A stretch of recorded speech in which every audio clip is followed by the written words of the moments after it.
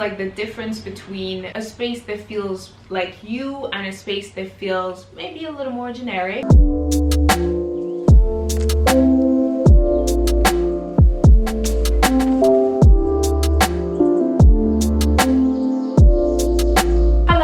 Everyone, and welcome back to my channel. My name is Abra and I post home decor videos here on YouTube every week. This video is about studio apartment ideas. Basically, I just wanted to make a video about things that I would do if I were to move into my apartment today. As always, if you enjoyed this video, then please give it a thumbs up, share this video with anyone you think would like it, and subscribe to my channel. All right, let's get started.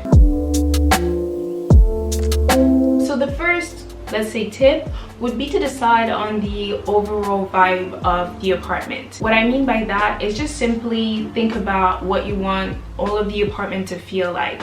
And that doesn't mean that it's just going to be one vibe everywhere, but just taking the time to actually think, for instance, okay, well, in the living room, I want this to be a place where I can socialize. In the bedroom, you want something more chill, more relaxed. That's going to help you organize what you want in terms of not only furniture, but also decor pieces. The way I did that was pretty simple. Not only in my bedroom did I literally create what I call my little chilling nook, which is where I am right now, and you see there's my tea right next to me, my super cool chair. At the end of the day, be able to sit here and, you know, grab a book, read, listen to music, even have a phone call, anything that I want to do that is more relaxed and is about being able to unwind. That's the same thing I did in my living room, where my library space is also about relaxing, but this is more about learning and being able to, you know, just grab something and chill there.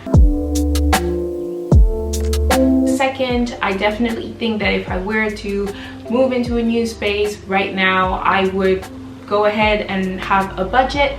This way you know exactly how much you want to spend and also how much you want to allocate to each and every space. I know it can seem a little difficult because you don't know how much anything costs, and that's why if you already have an idea of like what type of vibe you want for the overall spaces of your apartment, then you can go ahead to each and every website and sort of like look around to, you know, maybe not like pick the definitive item that you want, but at least have like an idea. The way I do it, honestly, on my phone, there's an app called Evernote, and I have a list on there with everything that I want to buy that is related to home decor and how much it costs by priorities. This way, like, I know what is the thing that I really want and what is the thing that I can have, you know, if I can buy it.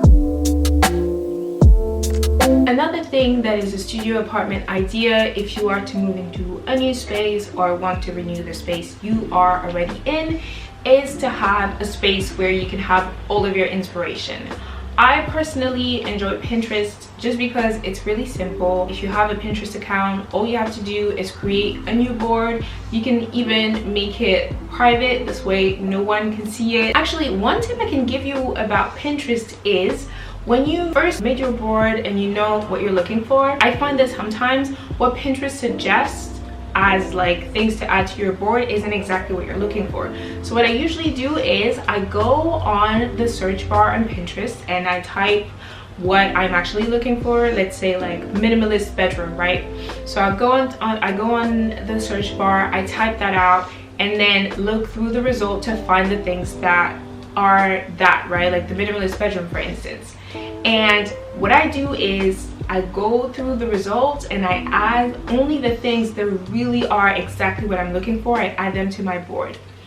Then either I leave Pinterest for a little bit or I go right away to my homepage on Pinterest. And this is where, because of the algorithm seeing that you're liking a certain amount of things, or even like opening them up right in another window, like you're doing the right click to open them up in another window, you're sort of like showing the algorithm that you are interested in that type of thing, right? So when you go back to your home page, this is where you're going to see a lot of the things that you like. I will say I don't necessarily take everything from Pinterest, meaning like I literally use it as an inspiration, but I don't reproduce a lot of the things I see on Pinterest. However, if you've seen my DIY dining room video, then you know that I took the idea of making my own dining room from Pinterest. I just went on Pinterest out of curiosity. I ended up finding many DIYs that would just like show you how to make the table yourself, and that was great because obviously I was able to make it, and I love my dining table. It's a beautiful space that I was literally able to build because of Pinterest, so definitely don't sleep on it. One thing that I love doing, and I honestly think that this is like the difference between a space that feels like you and a space that feels maybe a little more generic, not that there's anything wrong with that, and that's mixing where you buy your items from. Sometimes, and that's definitely something that I am guilty of, it's easy to think, okay, I found that one store and they have so many things I love, so I'm just gonna go ahead and buy everything from there. Now for me personally, and that's just my personal opinion, I think that when you mix where you buy the things from, that's when you really get a space that is different from anything you've ever seen before, and that really feels personal. How I do that is just simply buying from, you know, mainstream stores, but I also believe in buying from smaller brands that are not necessarily super well known. And third, I definitely believe in doing some of the things yourself. In my living room, I bought the shelf from like a mainstream store. I believe it was H&M Home, I'm not sure, but I believe that's what it was, and the frame as well. But then the art in the frame is from an independent artist called Astrid Wilson. If you don't know her, check her out. Her art is amazing. And then I have a postal card. Next to it is a vase that I made myself. When you look at my living room space, you're not focusing on the generic of it, right? Like you can tell that it's pretty unique and special. Something that I low-key failed to do more than once is buying furniture that adapt to your space. And what I mean by that is just simply making sure that what you're buying is big enough or small enough for the space you're in. Behind me is my shelving system, the one that I use for my home office. If you haven't seen on my channel, I have a DIY home office video where I show you how I've made my own home office. And though I love the results, when I was buying the shelving system on the IKEA website, I didn't really measure it like that. I say that to say, if you are in the process of buying new furniture, measure everything, okay? Look at the measurements on the websites as well. It's gonna avoid you having to work out new solutions when you receive the items. I wanted to talk about this idea of personalizing your own furniture.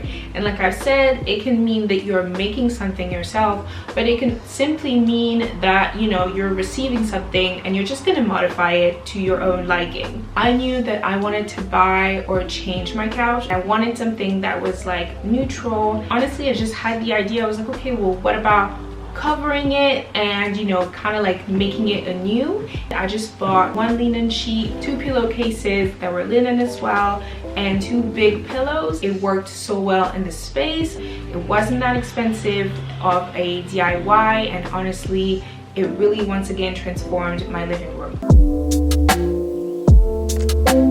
Something that you get to do in your space is create vibes, and this is something that you get to do when you've done all of the things I've talked about. Like, think of the overall vibe of your space, but also think of what you want each space to feel like. That's something that I do all of the time. Lately, I definitely have been emphasizing what I do morning-wise. Right now, my morning routine is pretty consistent. There's a lot of self-care, cleaning, and drinking tea as well. If you're interested, you can look on my channel for that video. I am also really thinking of creating a video around my night routine, so let me know in the comments down below if you would be interested.